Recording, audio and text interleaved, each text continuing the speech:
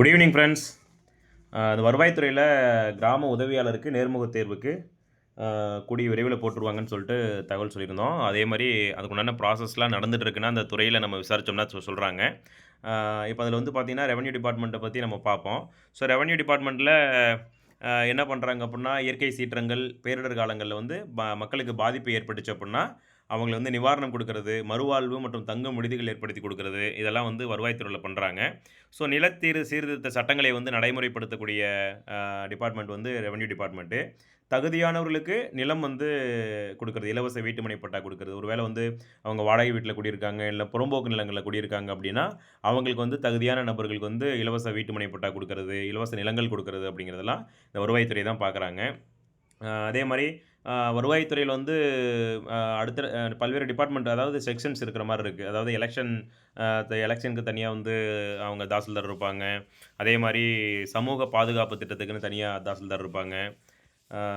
மண்டல துணை வட்டாட்சியர் இருப்பாங்க. தலைமையெடுத்து துணை வட்டாட்சியர் இருப்பாங்க.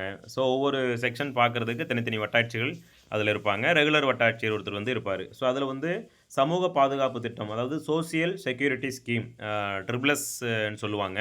அது வந்து தனி வட்டாட்சி, அதுக்குன்னு ஒரு தனி வட்டாட்சியர் இருப்பாங்க. ஸோ இவங்க வந்து என்ன அப்படின்னா, அந்த ஓய்வூதியங்கள் குடுக்கறது, ஊனமுற்றோர் உதவித்தொகை குடுக்கறது, இந்த மாரி வேலையெல்லாம் பார்க்கறது, அதுக்குன்னு தனியா இருக்கக்கூடிய நபர்கள். இப்போ வந்து முதியோர் ஓய்வூதிய திட்டம் இருக்கு. அந்த இதில ட்ரிபிள்எஸ்ல. அதே மாரி உடல் ஊனமுற்றோர் ஓய்வூதிய திட்டங்கள் இருக்கு. ஆதரவற்ற விதவை ஓய்வூதிய திட்டம் இருக்கு. கணவனால் கைவிடப்பட்ட பெண்கள் ஓய்வூதிய திட்டம் இருக்கு. அதே மாரி விபத்து நிவாரணம் திட்டம் இருக்கு. ஏதாவது விபத்து நடந்துச்சு அப்புட்ன்னா, அவங்களுக்கு வந்து நிவாரணம் நிதியுதவி குடுக்கறது அப்படிங்கிறது இருக்கு. இலவச வேட்டி சேலை வழங்கும் திட்டம் இருக்கு. தமிழக முதலமைச்சரினுடைய உழவர் பாதுகாப்பு திட்டம் இருக்கு. ஸோ இதெல்லாம் வந்து அந்த ட்ரிபிள்எஸ் சமூக பாதுகாப்பு திட்டத்தின் கீழ செயல்படுத்தக்கூடிய திட்டங்கள். சரிங்களா? அதுக்கடுத்து வருவாய் தீர்வாயம்னு சொல்லிட்டு ஏற்கனவே நம்ம முந்தின வீடியோல நம்ம சொல்லியிருந்தோம். ஸோ வருவாய் தீர்வாயம்னா ஜமாபந்தின்னு சொல்லுவாங்க. ஜமாபந்தி அப்படிங்கிறது வருடத்திற்கு ஒரு முறை அந்த வட்டாட்சியர் அலுவலகத்தில நடைபெறக்கூடியது தான் ஜமாபந்தி. வருவாய் தீர்வாயம் சொல்லுவாங்க. இது வந்து ஒவ்வொரு பசலி ஜூலை 1 டூ ஜூன் 30 வரை அப்படி இருக்கிறது தான் பசலி ஆண்டுன்னு சொல்லுவாங்க. கிராம கணக்குகள் வந்து பொதுவா அந்த பசலி ஆண்டுகள்ல வந்து தயார் வந்து செய்வாங்க. சரிங்களா? ஜூலை 1ல ஸ்டார்ட் பண்ணிட்டு ஜூன் 30க்குள்ள பண்ணுவாங்க. ஸோ ஏப்ரல்ல இந்த ஜமாபந்தி அப்படிங்கிறது ஸ்டார்ட் ஆயிடும். ஏப்ரல்லேருந்து ஜூன் மாசத்துக்குள்ள இது வந்து நடைபெறும். அது வந்து நடத்தணும். ஒருவேளை ஜூன் மாசத்துக்குள்ள நடைபெறல அப்படின்னா, இதில தாமதம் ஏதாவது ஏற்பட்டுச்சு அப்படின்னா, அவங்க வந்து சென்னையில இருக்கக்கூடிய கமிஷனரேட் ஆஃப் ரெவென்யூ அட்மினிஸ்ட்ரேஷன், அதாவது வருவாய் நிர்வாக ஆணையர் கமிஷனரேட், அதில இருக்கக்கூடிய கமிஷனர் வந்து அவங்களோட ஒப்புதல் பெற்று அந்த ஜூன் மாதத்துக்கு அப்புறமும் நடத்தலாம் அப்படின்னு சொல்லிட்டு சொல்றாங்க. இப்போ பொதுவா ஏப்ரல் டூ ஜூன்குள்ள இத வந்து நடத்தி முடிச்சுருவாங்க. ஸோ மாவட்ட ஆட்சியரோட ஒப்புதல் பெற்று அந்த ஜமாபந்தி நடத்தும் பொழுது மாவட்ட அரசு இதழில வந்து விளம்பரம் செய்வாங்க. அதே மாரி துணை ஆட்சியர் நிலையில தான் இந்த ஜமாபந்தி அலுவலர் வந்து நியமனம் செய்வாங்க. டெப்டி கலெக்டர் ரேஞ்சில தான் இருப்பாங்க. சரிங்களா? அதே மாரி மாவட்ட ஆட்சியர் மற்றும் மாவட்ட வருவாய் அலுவலர் வந்து ஒவ்வொரு 5 ஆண்டுகளுக்கு ஒரு முறை வந்து ஒரு வட்டத்துக்கு வந்து வருவாய் தீர்வாய் அலுவலரா இருப்பாங்க. அந்த சுழற்சி முறையில 5 ஆண்டுகளுக்கு ஒரு முறை வந்து ஒவ்வொரு வட்டத்துக்கும் வருவாய்த்துறை அலுவலர் வருவாய் தீர்வாய் அலுவலரா இருப்பாங்க. அதே மாரி இந்த ஜமாபந்திய பொறுத்தவரைக்கும் என்ன பர்ப்போஸ்க்காக பயன்படுத்துறாங்க அப்படின்னா, வைக்கிறாங்க அப்படின்னா, 1 கிராம நிர்வாக அலுவலரால் பராமரிக்கக்கூடிய அந்த கிராம கணக்குகள ஆய்வு செய்றது. முறையா வந்து பராமரிப்பு செஞ்சிருக்காங்களா? அதுல வந்து வந்து இப்ப டிரான்சாக்ஷன் போக்குவரத்துலாம் கரெக்ட்டா பண்ணியிருக்காங்களா? பட்டாமறுதல் பண்ணியிருக்காங்களா? மற்ற ஏதாவது லேண்ட் வந்து எடுத்திருக்காங்க. ஹைவேஸ்க்கு லேண்ட் எடுத்திருக்காங்க.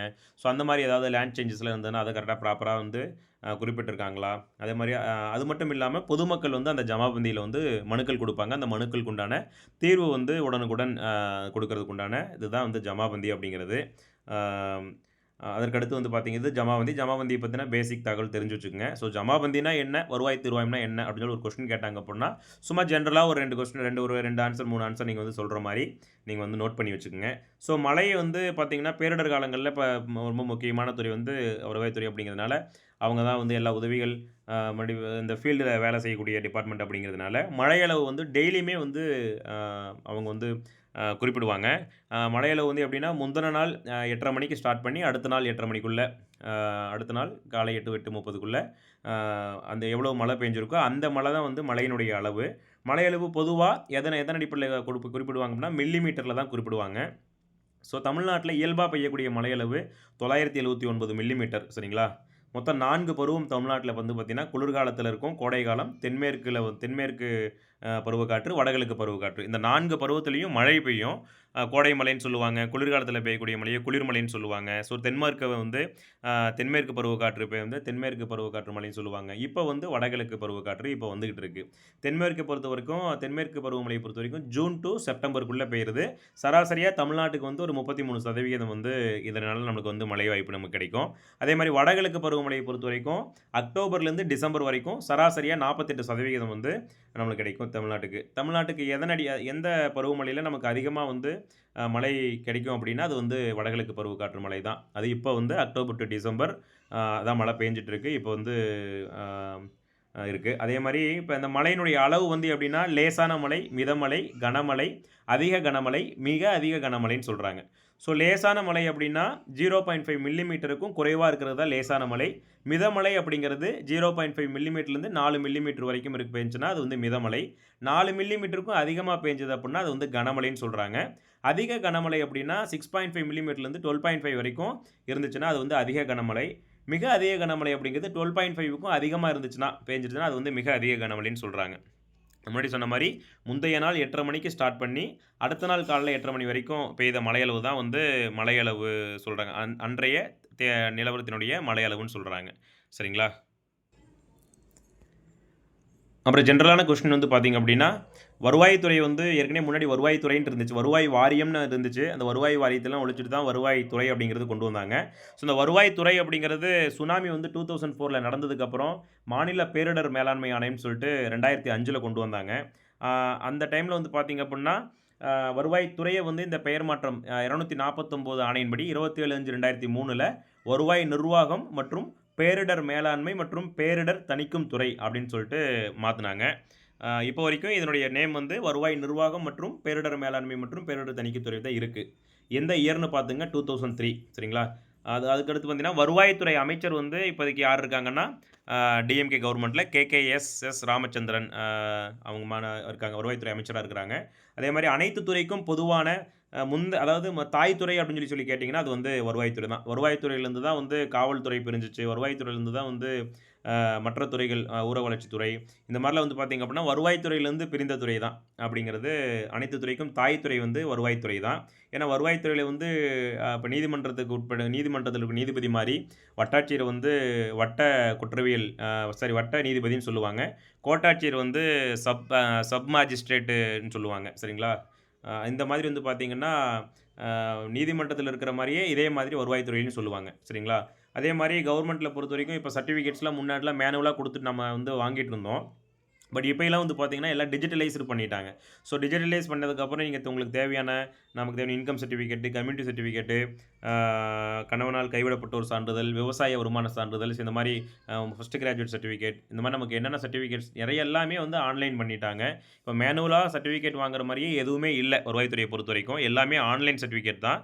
அதில வந்து என்னென்ன சர்டிஃபிகேட்ஸ் வந்து இருக்குன்னு பார்த்தோம்னா, ஜாதி சான்றிதழ், வருமான சான்றிதழ், இருப்பிட சான்றிதழ், முதல் தலைமுறை பட்டதாரி சான்றிதழ், கணவனால் கைவிடப்பட்டோர் சான்றிதழ், விவசாய வருமான சான்றிதழ், கலப்பு திருமண சான்றிதழ், விதவை சான்றிதழ், வேலையில்லாதவர் என்பதற்கான சான்றிதழ், அதாச்சும் அன்எம்ப்ளாய்மென்ட் சர்டிஃபிகேட் அது, குடிபெயர்வு சான்றிதழ், சிறு அல்லது குறு விவசாயி சான்றிதழ், இயற்கை இடர்பாடுகளினால் சான்றிதழ் இழந்தமையை உறுதி செய்யும் சான்றிதழ், திருமணம் ஆகாதவர் என்பதற்கான சான்றிதழ், ஆண் குழந்தை இல்லை என்பதற்கான சான்றிதழ், வாரிசு சான்றிதழ், வசிப்பிட சான்றிதழ், சொத்து மதிப்பு சான்றிதழ், அடகு வணிகர் உரிமம், கடன் கொடுப்போர் உரிமம், இதர பிற்படுத்தப்பட்ட வகுப்பினர் சான்றிதழ், பொருளாதாரத்தில் பின்தங்கியவர் என்பதற்கான சான்றிதழ். இது வந்து பார்த்தீங்கன்னா, இந்த இடபிள்யூஎஸ் எக்கனாமிக்கலி வீக்கர் செக்ஷன் அப்படிங்கிறது.